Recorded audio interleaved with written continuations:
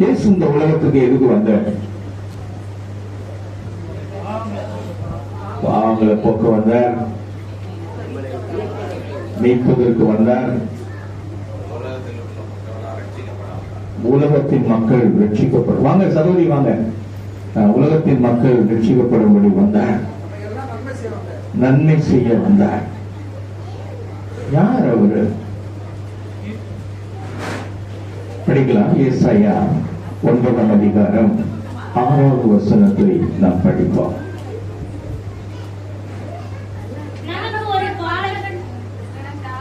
நமக்கு ஒரு பாலகன் பிறந்தார்,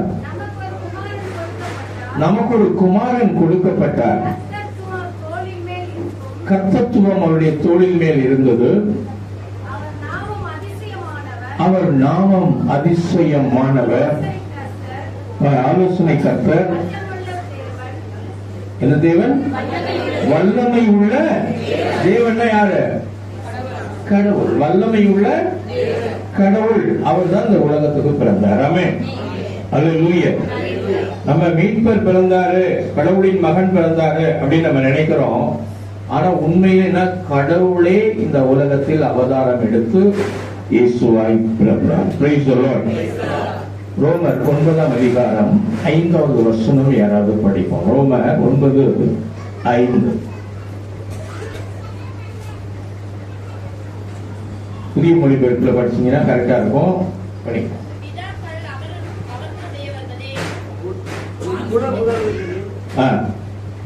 முதல்வர்களின்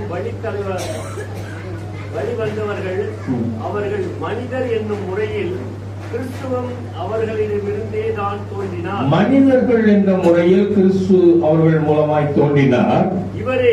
இவரே எல்லாவற்றுக்கும் மேலான கடவுள். இவர் எல்லாவற்றுக்கும் மேலான கடவுள். அப்போ கடவுள் தான் மனிதரா பிறந்தார். ஆமென். Praise the lord. ஒரு வசனம் படிக்கலாம். 1 யோவான் 5ஆம் அதிகாரம் 20வது வசனம். சார் இது கொஞ்சம் ஃப்ரெண்ட்ல தரு, அதை எடுத்துடலாம். இது கொஞ்சம் அன்றியும் சத்தியம் உள்ளவரை அறிந்து கொள்வதற்கு கடவுளுடைய குமாரன் வந்து அறிவோம். அவருடைய குமாரனாகிய இயேசு கிறிஸ்து எண்ணப்பட்ட சத்தியமுள்ள வாக்குகளுக்குள்ளே இருக்கிறோம். இவரே மெய்யான தெய்வம், இவரே மெய்யான நித்திய ஜீவனுமாய் இருக்கிறார். ஆமென். இவரே மெய்யான தெய்வமும் நித்திய. அப்போ கடவுளே இந்த உலகத்துக்கு மனித வடிவில் வந்தார். ஆமென். எத்தனை பேர் அதை புரிந்து கொள்றீங்க? இப்போ நல்ல ஒரு கை தட்டுவோம். 1 தீமோத்தேயு 3ஆம் அதிகாரம் 16வது வசனம். 1 தீமோத்தேயு 3:16. அன்றியும் தேவ பக்திக்கான ஒரு ரகசியம் இருக்கிறது. அந்த ரகசியம் என்ன? எல்லோருக்கும் தெரிந்திருக்கிற மாதிரி மகா மேன்மையானது.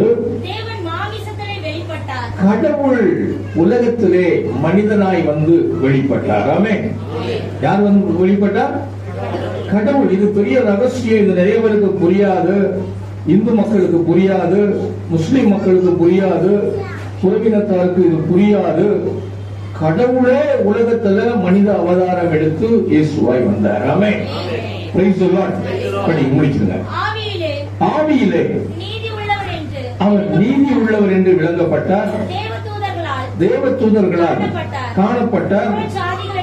புறஜாதிகளிடத்தில் பிரசங்கிக்கப்பட்டார். ஆமென். அல்லேலூயா.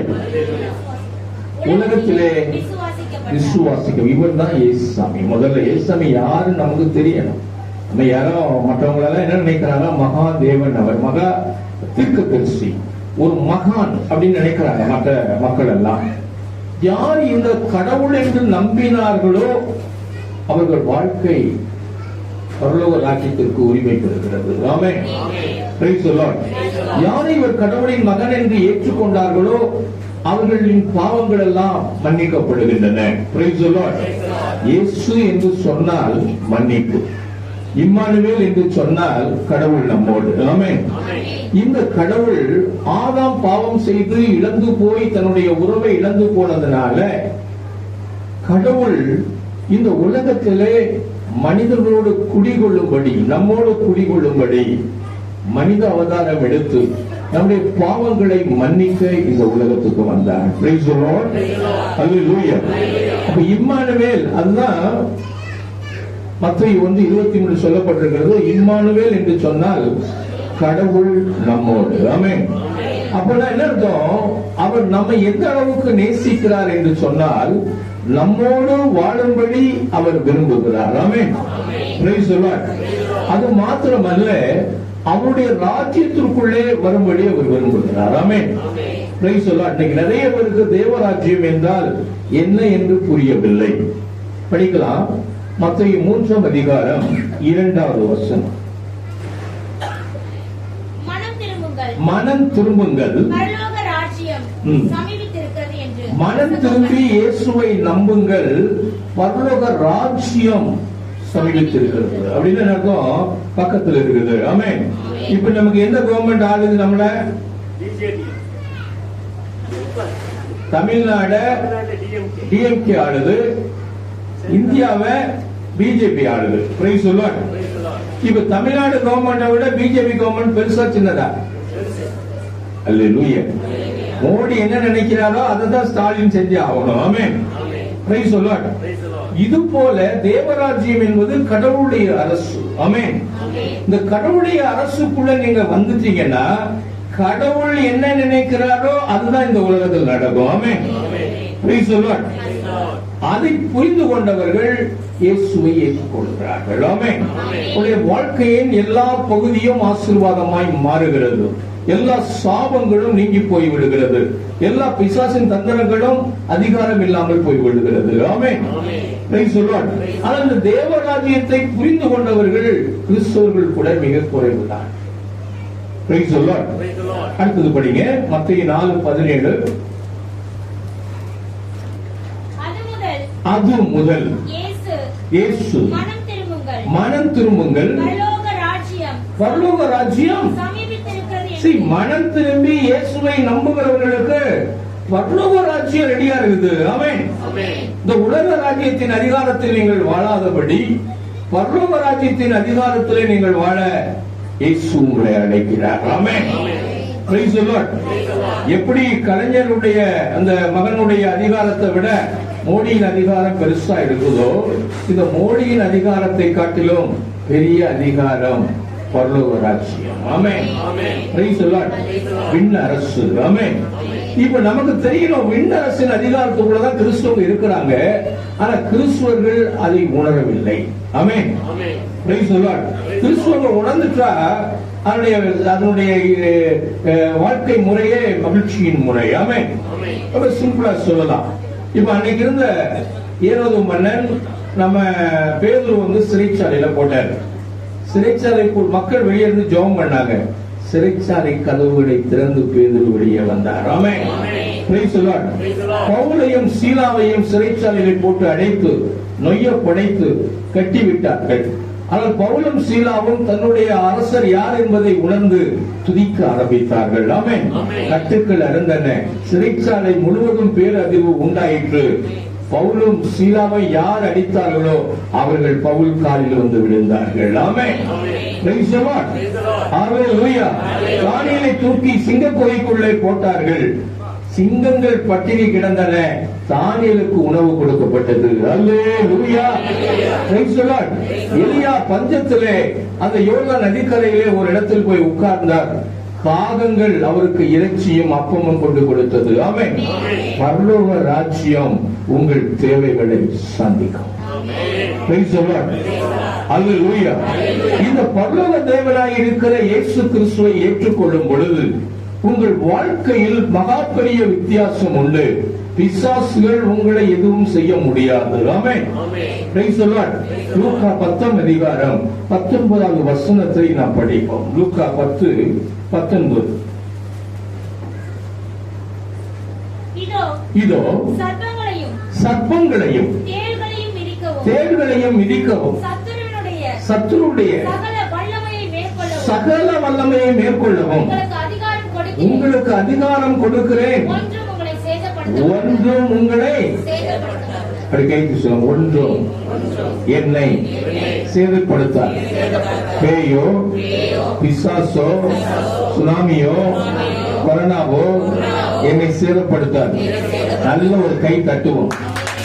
இதுதான் பரலோக ராஜ்யத்துக்குள்ள வரவங்களுடைய பெரிய ஆசீர்வாதம். ஒன்றும் உங்களை சேதப்படுத்தார். ஒரு பக்கத்தில் சொல்லுங்க. ஒன்றும் இயேசுவை நீங்கள் நம்பும் பொழுது, இயேசுவை நீங்கள் ஏற்றுக்கொள்ளும் போது எதுவும் உங்களுக்கு தீங்கு விளைவிக்காது. அல்லேலூயா. கொரோனா பீரியட்ல தமிழ்நாடு ஃபுல்லா நான் சுத்தினேன். ஏன்னா எல்லா இடத்திலையும் ஜெபக்கூடங்கள் அடைக்கப்பட்டு விட்டன, கத்தோலிக்க ஆலயங்கள் மூடப்பட்டு விட்டன. பல இடங்கள் மக்கள் இயேசுவின் வார்த்தை இல்லாமல் தவித்தார்கள். நானும் லாரன்ஸும் தமிழ்நாடு ஃபுல்லா சுத்தணும். அல்லேலூயா. Praise the Lord. ட்ரெயின்ல போனா ட்ரெயின் காலியா கிடந்தது. ஆமென். ஆனா ஆண்டவர் எங்களை காக்க வல்லமை உள்ளவராயிருந்தார். ஆமென். Praise the Lord. நல்லா புரிந்து கொள்ளுங்கள், எதுவும் உங்களுக்கு தீங்கு விளைவிக்காது. எத்தனை பேர் நம்ப போறீங்க? Price the lord. அப்ப நம்முடைய வாழ்க்கையில் மிகப்பெரிய ஆசீர்வாதத்தை கொடுக்க தேவன் விரும்புகிறார். ஆண்டவர் இன்னும் அதிகமா சொல்றாரு. மத்தேயு 17ஆம் அதிகாரம் 20வது வசனம் படிங்களா? மத்தேயு 17:20.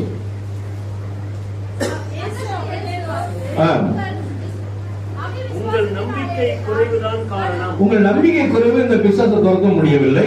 உங்களுக்கு கடுகளவு நம்பிக்கை இருந்தால், கடுகளவு இந்த பரலோக அரசை குறித்தும் இயேசுவை குறித்தும் நம்பிக்கை சரியா இருந்தா, நீங்கள் இந்த மலையை பார்த்து, இந்த மலையை பார்த்து இங்கிருந்து பெயர்ந்து அங்கு போ என்று கூறினால் அது பெயர்ந்து போகும். மேலும் உங்களால் முடியாதது ஒன்றும் என்னால் முடியாதது ஒன்றும் என் தேவன் சொல்லி இருக்கிறார்.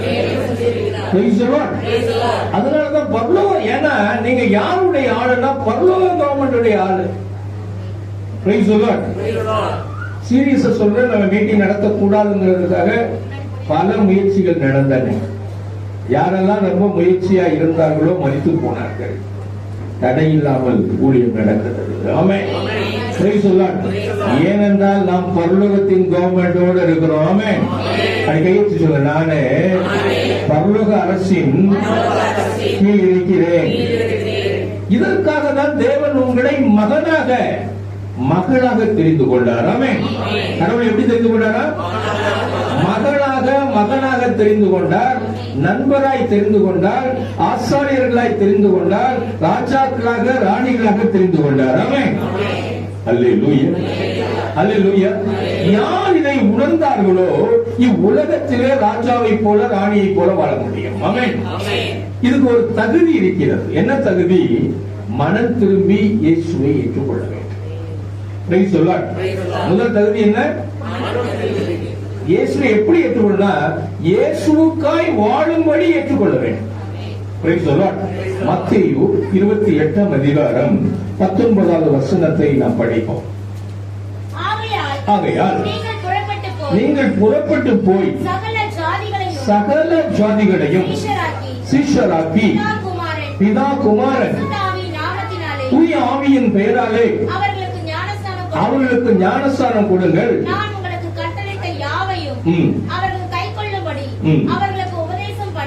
அவர் என்ன சொல்றாரு? பிதா தந்தை மகன் தூய ஆவியின் பெயரால சீடராக்குங்கள், சீஷராக்குங்கள். சீஷர்னா என்ன அர்த்தம்னா கடவுளுடைய இயேசுடைய என்ன விருப்பமோ அதை செய்கிறவர்கள். ஆமென். அப்ப இதுக்கு முதல் தகுதி என்ன? இயேசுவை ஏற்றுக்கொள்வது மாத்திரமல்ல, இயேசுவுக்காய் வாழ்தல். ஆமென். Praise the lord. பக்கத்துல சொல்லுங்க. முதல் தகுதி இயேசுவை ஏற்றுக்கொண்டு இயேசுவுக்காய் வாழ்தல். அப்படி வாழும்படி தன்னை ஏவர் ஏற்றுக்கொண்டார்களோ அவர்கள் பரலோக ராஜ்யத்தின் குடிமகனாக இருக்கிறார்கள். அவர்கள் பிதாவின் மகனாக இருக்கிறார்கள். அவர்கள் இந்த உலகத்திலே ராஜாக்களை போல வாழ முடியும், ராணியை போல வாழ முடியும். கிறிஸ்தவர்கள் அநேக பேர் இயேசுவுக்காய் வாழ்வதில்லை. எப்படி வாழ்றாங்க? விசுவாசிகளா வர்றாங்க. எனக்காக இயேசு, எனக்காக என் பாவத்தை மன்னிச்சிட்டாரு, உண்மைதான். ஆனா நீ இயேசுவுக்கு தேவை என்பதை நீ உணரவில்லை. யார் ஒருவர் இயேசுவுக்காக வாழ ஆரம்பித்து விட்டார்களோ அவர்கள் இந்த உலகத்தின் ஆசீர்வாதத்தை சுதந்திரிப்பார்கள். ஆமென். இரண்டாவது காரியம், இயேசுவை போல வாழ வேண்டும். யாரை போல வாழணும்? உங்க சகோதரர் நினைக்கிறார், இது பேச்சுக்கு தான் ஆகும், நம்ம அப்படி எப்படி நடக்க முடியும்? பவுல் சொல்றாரு 1 கொரிந்தியர் 11ஆம் அதிகாரம் 1ஆவது வசனம், நான் கிறிஸ்துவை பின்பற்றுவது போல. பவுல் சொல்றாரு, நான் இயேசுவை பின்பற்றிட்டப்பா, என்னைய மாதிரியே நீங்க பின்பற்றுங்கன்னு பவுல் சொல்றாரு. அப்ப இயேசுவை பின்பற்றி நம்மளால் வாழ முடியும். ஆமென். Praise the lord. இன்னொரு வசனம் படிக்கலாம். யோவான் 4ஆம் அதிகாரம் 17வது வசனத்தை படி. 1 யோவான் 4:17.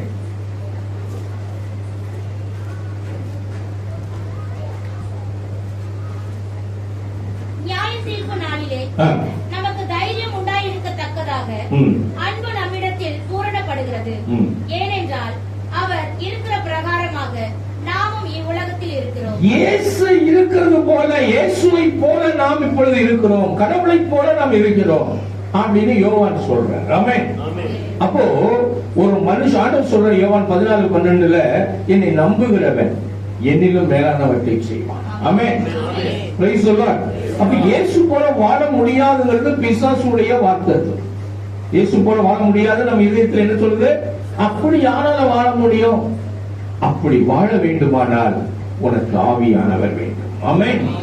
Price the lord. இயேசுவை போல உன்னை வாழ வைக்கிறவர் ஆவியானவர். அதனால்தான் இயேசு கிறிஸ்து இந்த உலகத்திலே வந்து பாவத்தை மன்னித்து ஆவியானவரை கொடுக்கும்படி வந்தார். ஆமென். பரலோக ராஜ்யம் யாரால நடத்தப்படுகிறது என்று சொன்னால் ஆவியானவரால் நடத்தப்படுகிறது. ஆமென். ஆவியானவரால் தான் ரொம்ப அழகா சொல்லி போட்டிருக்கு. யோவான் 3ஆம் அதிகாரம் 5வது வசனம், ஆவியிலே பிறக்காவிட்டால் பரலோக ராஜ்யத்திலே பிரவேசிக்க முடியாது. ஆமென். நாம் யாரெல்லாம் இயேசுவை ஏற்றுக்கொண்டோமோ அவர்கள் எல்லாம் ஆவியில் பிறந்தவர்கள் தான். Price the lord. இயேசுவை யார் ஏற்றுக்கொண்டாங்களோ அவங்களாம் தந்தை மகன் தூயாமையின் பெயரால் திருமுழுக்குன்னு அர்த்தம். தந்தையை பெற்றுக்கொண்டோம், ஆவியானவரை பெற்றுக்கொண்டோம், மகனை பெற்றுக்கொண்டோம், இயேசுவை பெற்றுக்கொண்டோம். Praise the lord. அது திருமுழுக்கு வழியாக நம்ம ஆவியானவரை பெற்றுக்கொண்டோம். அது நிறைய பேர் பெந்தகோஸ்து சபைகள் அது ஒரு பெரிய குழப்பம் இருக்குது. Price the Lord. ஆனா உண்மையில திருமுழுக்கு வழியாக நம்ம ஆவியான அபிஷேகம் பண்ணப்பட்டவர், ஆவியினால் நிரப்பப்பட்டவர். அதை தாயின் வயிற்றில் உருவாக்கும் முன்பே குழந்தையா இருக்கும்போது யாரு ஆவியில் பிறந்தது? யோவான். லூக்கா 1ஆம் அதிகாரம் 15வது வசனம்.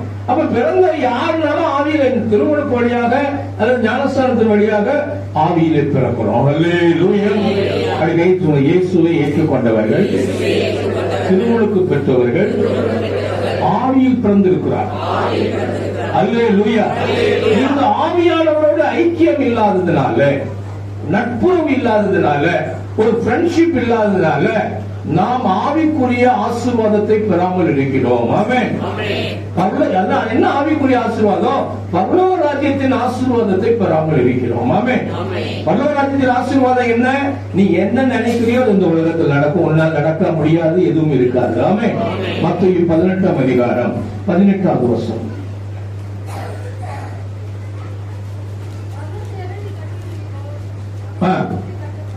எதை கட்டுவாயோ அது கட்டப்படும்.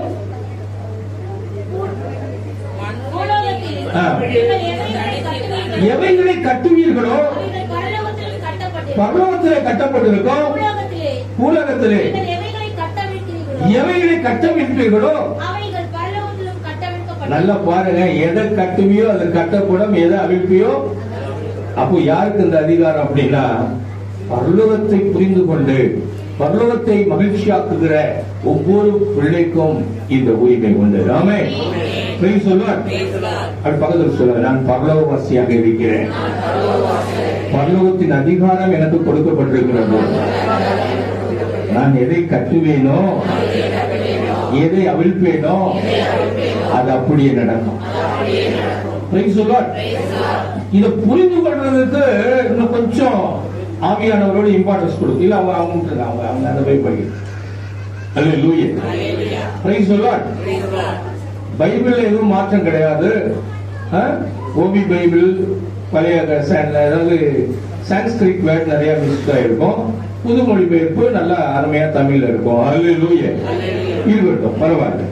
இப்ப பாருங்க, எதை கட்டுவாயோ அது கட்டப்படும், எதை அவிழ்ப்பாயோ இது அவிழ்க்கப்படும். ஏனென்றால் நீங்க 2 பேரும் மனம் ஒத்து அங்க இயேசு இருப்பார். ஆமென்.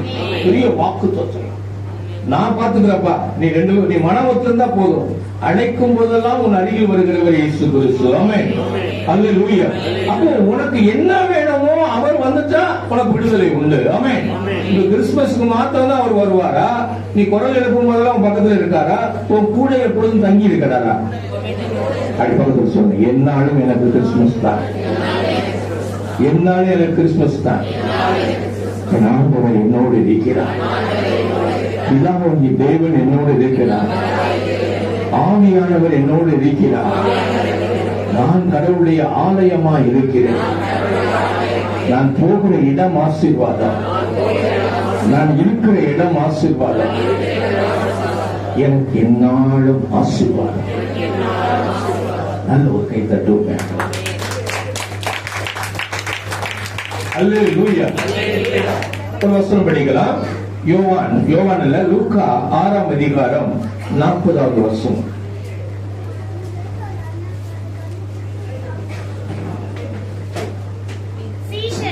சீஷன் தன் குருவுக்கு மேற்பட்டவன் அல்ல, தேறினவன் எவனும் தேர்ச்சி பெற்ற எவரும் குருவை போல இருப்பார்கள். தேர்ச்சி பெற்ற எவரும். இப்ப பாஸ்னா என்ன அர்த்தம்? தேர்ச்சினா என்னது?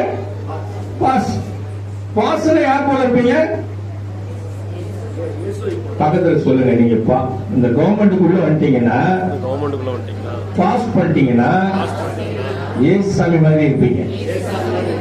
ஏசாமி போல இல்லைன்னா நீங்க ஃபெயில். அல்லேலூயா. அப்ப நம்முடைய எண்ணமும் சிந்தனை எப்படி இருக்கணும்? இயேசுவுக்காய் வாழ வேண்டும், இயேசுவை போல வாழ வேண்டும். அல்லேலூயா. பக்கத்துல சொல்லுங்க, இயேசுவுக்காய் வாழ வேண்டும், இயேசு போல வாழ வேண்டும். இயேசு போல வாழ்றதுக்கு ஆண்டவர் சொல்றது, மன்னியுங்கள் மன்னிக்கப்படுவீர்கள், ஆசீர்வதியுங்கள் ஆசீர்வதிக்கப்படுவீர்கள், உங்கள் பகைவரை அன்பு செய்யுங்க. ஆமென். நிறைய பேர் இருக்கிற பிரச்சனை என்னன்னா, பக்கத்து வீட்டுக்காரங்க பேச மாட்டாங்க. என்னன்னா செய்வினை வச்சுட்டாங்க. பகைவரை தான் அன்பு செய்யணும், செய்வினை வச்சவன இன்னும் அன்பு செய்யணும். ஆமென். இதான் இயேசுவை விரும்புறது. ஆமென். ஒன்றும் உங்களை சேதப்படுத்த முடியாது. ஆமென். அப்போ உனக்கு செய்வினை வைக்க முடியாது. செய்வினை வச்சவன மன்னிச்சு ஆசீர்வதிச்சு அவனுக்கு உதவி செய்யணுமா? செய்வினை வச்சுட்டானா அவங்களோட பேசாம போகணுமா? மன்னிச்சு அன்பு செய்ய வேண்டும். ஆமென். பரலோக ராஜ்யம் ஆவியினால் நிரம்பின ராஜ்யம். ஆமென். அது அன்பின் ராஜ்யம்.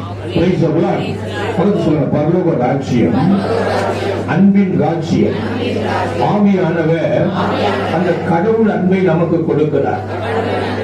அந்த கடவுள் அன்புதான் இயேசுவை இந்த உலகத்துக்கு அனுப்பியது. அந்த அன்பு மன்னிக்கிற அன்பு, அந்த அன்பு விட்டு கொடுக்கிற அன்பு, அது நன்றியற்றவர்களுக்கு உதவி செய்கிற அன்பு, துரோகிகளுக்கு உதவி செய்கிற அன்பு, அது மாறாத அன்பு. இந்த பரலோக ராஜ்யத்துக்குள்ள இருக்கிற எல்லாருமே அன்பா இருப்பாங்க. ஆமென். எப்போ அன்பு இல்லையோ நீங்க பரலோகத்தை கஷ்டப்படுத்துறீங்க. ஆமென். எப்போ உங்க குடும்பத்துல மகிழ்ச்சி இல்லையோ நீங்க பரலோகத்தை எங்கேயோ ஒரு இடத்துல கஷ்டப்படுத்திருக்கீங்க. ஆமென். உங்க குடும்பத்துல எப்போ சமாதானம் இல்லையோ அங்க எங்கேயோ ஒரு இடத்துல பரலோக ராஜ்யத்தை நீங்க கஷ்டப்படுத்திருக்கீங்க. அன்பு, மகிழ்ச்சி, சமாதானம், நீடிய பொறுமை, அந்த ஆவிக்குரிய கனிகள் எல்லாம் நிரம்பினவர்களாய் இந்த பூமியிலே வாழ்வார்கள். ஆமென். நீங்க அப்படி வாழலன்னா உங்களை மாத்திக்கணும். ஆமென். வாழல என்ன செய்யணும்? அதுக்குதான் ஆவியானவர் கொடுக்கப்பட்டிருக்கிறார். 3ஆம் அதிகாரம் 1 கொரிந்தியர் 2 கொரிந்தியர் 3ஆம் அதிகாரம் 17-18 2 வசனம் படிக்கலாம்.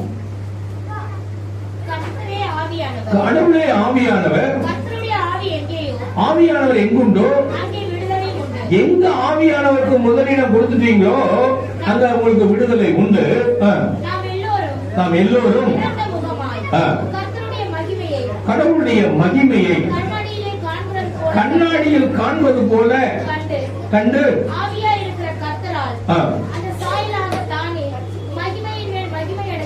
கடவுளின் சாயலாக மகிமையின் மேல் மகிமை அடைகிறோம். இயேசுவின் சாயலாக ஆவியானவர் மூலமாய் நாம் மாறுகிறோம். ஆமென். பக்கத்தில் சொல்லுங்க, ஆவியானவர் இயேசுவை போல உங்களை மாற்றுகிறார்.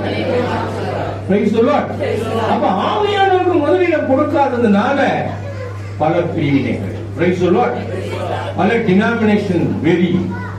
நாங்க பாருங்க, நீங்க என்ன நான் சொல்றேன், ஆவியானவர் பிரிவினைக்கு விரோதமானவர். ஆமென்.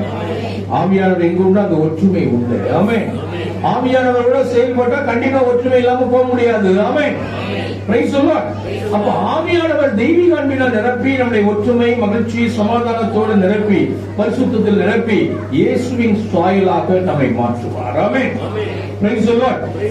இப்ப என்னன்னா, நான் என்ன சொல்றேன், இயேசுவுக்காக வாழணும், இயேசுவை போல வாழணும்னா ஆவியானவர் தேவை. ஆமென்.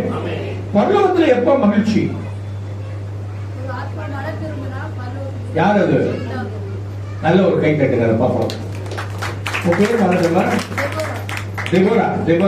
நல்ல கை. ஒரு ஆத்மா மனம் திரும்பினா பரலோகத்துல மகிழ்ச்சி. ஆமென். அதை நம்ம லூக்கா 15:7 பார்க்கலாம், 10 பார்க்கலாம். பரலோகத்துல மகிழ்ச்சி. ஒருத்தர் மனம் திரும்பும் போது மகிழ்ச்சி. அப்போ மனம் திரும்புறது எப்படி மனம் திரும்புவாங்க? இயேசுவை அறிவிக்கும் போது மனம் திரும்புவார்கள். ஆமென். இயேசுவை அறிவிக்கும் போது தான். அப்போ ஒரு மனுஷன் பரலோகத்தை மகிழ்ச்சியாக்குற வேலை ரொம்ப சிம்பிள். யாரையாவது ஒரு மக்கள், ஒரு உலகத்துல ஆசீர்வாதம் இல்லாம இருக்கிற மக்கள், நற்செய்தி வேணுங்கிற மக்கள், ஏழை மக்கள், அவளை ஆசீர்வாதத்துக்குள் கொண்டு வரும்படி, இயேசுவை தேடும்படி அவளுக்கு இயேசுவை கொடுக்கும் பொழுது பரலோகம் மகிழ்கிறது. ஆமென். பக்கத்தில் சொல்லுங்க, பரலோகத்தை மகிழ்ச்சியாக்குங்க. உங்கள் வாழ்நாளெல்லாம் ஆசீர்வாதமாக. தேவராஜ்யம் என்பது இயேசுவை ஏற்றுக்கொள்ளுதல், இயேசுவை போல வாழ்தல். ஆமென். இயேசுவுக்காக வாழ்தல், இயேசுவை அறிவித்தல். பரலோக ராஜ்யம் என்னது? இயேசுவுக்காக வாழ்தல். சொல்ல, பரலோக ராஜ்யம் என்பது இயேசுவுக்காக வாழ்தல், இயேசுவை போல வாழ்தல், இயேசுவை அறிவித்தல். இந்த 3 செஞ்சிட்டீங்கன்னா உங்களுக்கு நடக்காததெல்லாம் நடக்கும், முடியாதெல்லாம் முடியும். சிலர் என்ன பண்ணுவாங்க, இயேசுவை ஏற்றுக்கொண்டு இயேசுக்காக வாழ்வாங்க. ஆமென். இயேசுவை போலவே கூட வாழ்வாங்க. Price the Lord. ஆனா இயேசுவை அறிவிக்க மாட்டாங்க. Price the Lord. சிலர் இயேசுவை அறிவிப்பாங்க, இயேசுவை போல வாழ மாட்டாங்க. Price the Lord. சிலர் இயேசுவை போல வாழ்வாங்க, இயேசுவை அறிவிப்பாங்க, இயேசுவுக்காக வாழ மாட்டாங்க, பிள்ளைகளுக்காக வாழ்வாங்க. அல்லேலூயா. Praise the lord. இந்த 3 காரியத்துல இயேசுவுக்காகவே வாழ்ந்து, இயேசுவை போல வாழ்ந்து, இயேசுவை நீங்கள் அறிவிக்க ஆரம்பித்து விட்டால் என்னாலும் இந்த கடவுள் உங்களோடு இருப்பார். என்னாலும் உங்கள் வாழ்க்கையில கிறிஸ்துமஸா இருக்கும், என்னாலும் உங்களுக்கு சமாதானமா இருக்கும். நடக்காதது நடக்கும், முடியாதது முடியும், உங்களால் முடியாதது ஒன்றுமில்லாது. ஆமென். Praise the Lord. நீங்கள் விரும்பின காரியம் நடக்கும். இந்த கிறிஸ்துமஸ் உங்களுக்கு ஹாப்பியா இருக்கட்டும், ஆசீர்வாதமா இருக்கட்டும், புது வருஷம் ஆசீர்வாதமா இருக்கட்டும். நம்ம சாப்பாடு ரெடியா இருக்கப்பா? ஆமா. இந்த ஜெபம் முடிஞ்ச உடனே நம்ம சகோதரி என்னுடைய துணைவியார் அந்தோணி ஜெயா அவர்கள் இப்பொழுது இறுதி ஜெபத்தை செய்வார்கள்.